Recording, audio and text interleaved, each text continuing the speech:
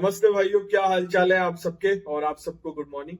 150 civil जज की vacancy आई है। जूनियर डिवीजन की बात कर रहा हूं मैं, और काफी अच्छा नंबर है। जो एलिजिबल है फॉर्म फिल करना।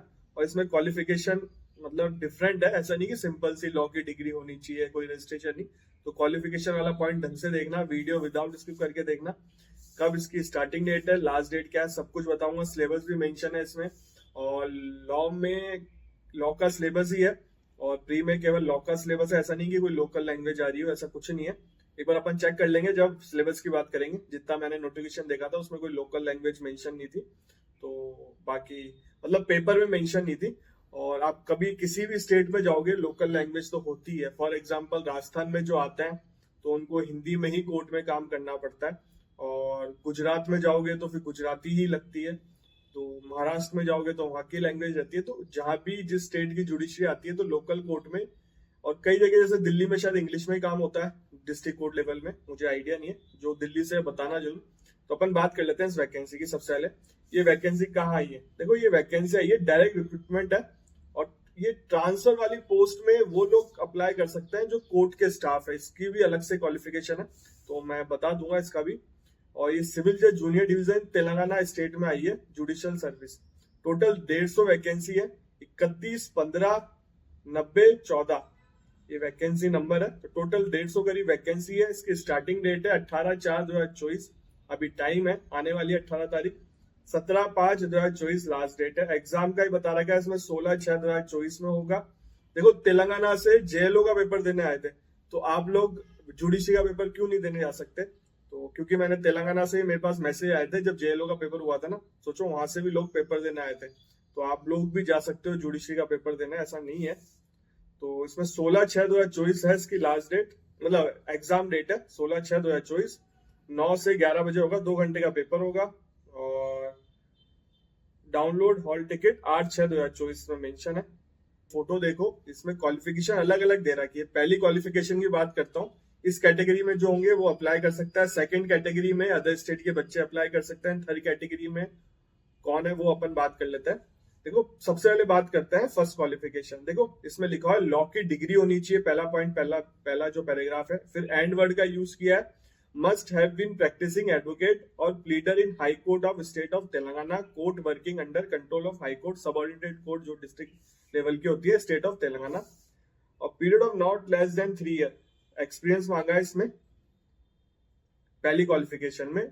और उसके बाद एंड वर्ड का यूज किया है कि एज होनी चाहिए 23 से 35। और रिजर्व कैटेगरी वालों के लिए 40 है। रिजर्व कैटेगरी में ईडब्ल्यूएस वाला है, शेड्यूल कास्ट है, शेड्यूल ट्राइब्स है, बैकवर्ड क्लास है। और वर्ड इसमें आप अदर स्टेट वाले बच्चे फॉर्म फिल कर सकते हो। देखो क्या क्वालिफिकेशन है। Must be law graduate possessing law degree from recognised university who is eligible to enrol as advocate, मतलब एलिजिबल होनी चाहिए, मतलब पास कर ली हो आपने लॉ। और who has secure overall 60% marks होनी चाहिए आपके एग्रीगेट। और जो रिजर्व कैटेगरी है उनके लिए 55% मार्क्स है, SC ST और BC कैटेगरी। और has not enrol as advocate fall in this, मतलब जिस कैटेगरी में आते हैं फॉर्म फिल कर सकते हैं। बट मतलब जब नोटिफिकेशन है उसे 3 साल ही हुए होने चाहिए आपको पास आउट हुए, इसमें मेंशन है साफ साफ। इसमें एज बता रही है, एंड वर्ड यूज किया हुआ है, 23 है मिनिमम, मैक्सिमम 26 है। एज रिलैक्सेशन है इसमें 5 साल का। फोन को साइलेंट कर देता हूं पहले, बचता रहेगा। इसमें एज रिलैक्सेशन है 5 साल का। किस कैटेगरी को मैं बता देता हूँ, EWS, schedule caste, schedule tribes, backward class. और इसमें एक और बता रखा है इसमें qualification, shall be person who has enrolled as advocate in the Bar Association of Telangana State but do not possess 3-year practice at bar would be eligible to appear in recruitment of post of civil junior under category of fresh law graduate। इसमें ये लिखा हुआ है fresh law graduate apply कर सकते हैं, but ये state of Telangana के लिए ही है। तो जो अपन बीच वाले में जो अदर स्टेट के बच्चे हैं वो जो सेकंड क्वालिफिकेशन थी उसमें अप्लाई कर सकते हैं। 60% मार्क्स होने चाहिए, बट आपके 55% वो रिजर्व कैटेगरी के होते हैं उनके लिए एग्रीगेट।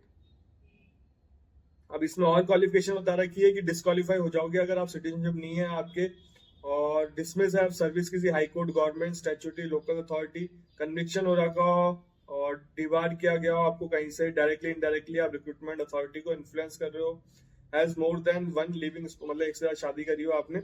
और इसमें मेंशन है, देखो साफ साफ ब्लैक ब्लैक लिखा हुआ है, under direct recruitment must be able to read, speak, write Telugu language. देखो अब ये लोकल लैंग्वेज का तो आता ही है, आप जब आरजेएस की वैकेंसी आई थी उसमें भी हिंदी लिखा हुआ था, तो ये तो है। अगर आप बट इसमें सिलेबस में, प्री के सिलेबस में तेलुगु लैंग्वेज का पेपर नहीं हो रहा, तो आप प्री तो दे सकते हो, केवल लॉ का पेपर है। मैं एक बार सिलेबस बताऊंगा तब ध्यान देना। और देखो इसमें रिक्रूटमेंट ट्रांसफर, मैं बोल रहा हूँ रिक्रूटमेंट ट्रांसफर वाली पोस्ट में भी अप्लाई कर सकते हैं। उनको क्या क्वालिफिकेशन है, उनको लॉ की डिग्री चाहिए और 45 एज से ज्यादा के नहीं, 48 मतलब 48 एज से ज्यादा के नहीं होना चाहिए। और इसमें ये लिखा हुआ है कौन कौन अप्लाई कर सकता है। सेक्शन ऑफिसर, कोर्ट ऑफिसर, ये scrutiny officer, account officer, court master, personal secretary of honourable जजेस, personal secretary of registrar, translator, deputy section officer, और ये assistant section officer, computer operator, assistant librarian, और steno, assistant examiner, typist, copyist, working high court of state of Telangana Hyderabad, chief administrative officer, senior superintendent, superintendent, stenographer grade second, first, third, senior assistant, junior assistant, typist of Telangana judicial ministerial subordinate service, assistant public prosecutor, senior assistant public prosecutor, additional public prosecutor grade second, Telangana state of prosecution service, section officer in law department, secretary of state of Telangana, section officer in legislative department state of Telangana, manager of officer of advocate general government leader public prosecutor state of Telangana. जो recruitment transfer वाली post है उसमें ये लोग apply कर सकते हैं। इसमें भी लिखा हुआ है आपको read, speak, write Telugu language होनी चाहिए। मेथड ऑफ रिक्रूटमेंट क्या रहेगा, प्री होगा 100 मार्क्स का, 100 क्वेश्चन आएंगे, 40% मार्क्स है मिनिमम सिक्योरिंग मार्क्स, और रिटर्न पेपर होगा उसमें 3 आएंगे, 3 पेपर होंगे, civil law, criminal law, English, ठीक है। इसमें 3 पेपर हो गए रिटर्न में भी। अब प्री सिलेबस क्या है बता देता हूँ मैं आपको। देखो सिलेबस केवल लॉ का है इसमें मेंशन। स्क्रीनिंग टेस्ट जो ऑब्जेक्टिव टाइप होगा प्री, मैं इसलिए कह रहा था प्री तो आप दे ही सकते हो। कोड ऑफ सिविल प्रोसीजर आएगा, इंडियन कॉन्ट्रैक्ट एक्ट आएगा, सेल्स ऑफ गुड आएगा, एविडेंस एक्ट आएगा, ओल्ड लॉ ही आ रहा है, हिंदू सक्सेशन आएगा, हिंदू मैरिज आएगा, स्पेशल रिलीफ आएगा, इंडियन ईजमेंट एक्ट आएगा, लिमिटेशन आएगा, टीपी आएगा, इंडियन स्टैम्प एक्ट आएगा, रजिस्ट्रेशन एक्ट आएगा, कमर्शियल कोर्ट आएगा, इंडियन सक्सेशन एक्ट आएगा, law of Hindu adoption guardianship maintenance भी आएगा, लीगल सर्विस अथॉरिटी एक्ट भी आएगा, तेलंगाना लैंड एंक्रोचमेंट एक्ट भी आएगा, ये लोकल लॉ है, Telangana building lease rent eviction control act भी आएगा, ये भी लोकल लॉ है। 2 लोकल लॉ दिख रहे हैं इसमें मुझे सिविल में। अब क्रिमिनल की बात कर लेते हैं। सीआरपीसी है पुराना वाला, इंडियन एविडेंस एक्ट है पुराना वाला, इंडियन पिनल कोड है, नेगोशिएबल इंस्ट्रूमेंट है, तेलंगाना प्रोविजन एक्ट है, ये लोकल लॉ है, तेलंगाना एक्साइज एक्ट है, ये भी लोकल लॉ है। टोटल 4 हो गया local law. Junior justice care protection of children act है, protection of women domestic violence act है, forest law in Telangana, state wildlife protection act है। 5 हो गया अब local law. Protection of children और section of sexual offence act है, mental health care act है, immoral traffic prevention act है, criminal rules of practice है, तेलंगाना गेमिंग एक्ट है, अनलॉफुल एक्टिविटी एक्ट है। टोटल 6 करीब लोकल लॉ आ रहे हैं। बाकी क्रिमिनल और सिविल का मैंने आपको सिलेबस बता दिया, और इसकी फीस बताया था मैं आपको। फीस क्या है, देखो फीस 1000 रुपए है, और जो ईडब्ल्यूएस है, SC ST है, उनको 500 रुपए देने पड़ेंगे, और जो अदर स्टेट के फॉर्म फिल करेंगे वो 1000 रुपए देने पड़ेंगे, चाहे रिजर्व कैटेगरी से हो। इसकी ऑफिशियल वेबसाइट बता देता हूँ मैं आपको। ऑफिशियल वेबसाइट देखो, यहाँ से आपको एक फॉर्म मिल जाएगा, tshc.government.in पे जाके आपको ये फॉर्म मिल जाएगा। अब अपन आगे चलते हैं, और तो कुछ इसमें ऐसा कुछ है नहीं। बाकी इसमें सीट डिवाइड कर रखी है, कैसे कर रखी है, 150 जो सीट है आप देख सकते हो, फोटो आ रही है, मैंने फोटो लगा दी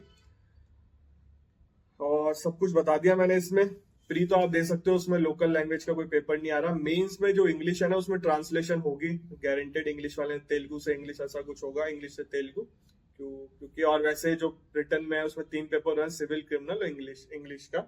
ऐसे लोकल लैंग्वेज का कोई हो नहीं रहा, तो इंग्लिश में ही ट्रांसलेशन होगी, और प्री में ऐसा कुछ दिख नहीं रहा। तो मैंने आपको डिटेल में बता दिया। 150 वैकेंसी है। तेलंगाना वाले तो भरेंगे ही फॉर्म, और तेलंगाना से वीडियो देखते हैं, मुझे पता है, क्योंकि जेलों का पेपर हुआ था तब मेरे पास मैसेज आए थे। वीडियो अच्छा लगा हो तो लाइक करना, चैनल को सब्सक्राइब करके जाना, बेल आइकन दबा देना। आपसे मिलेंगे अगले वीडियो।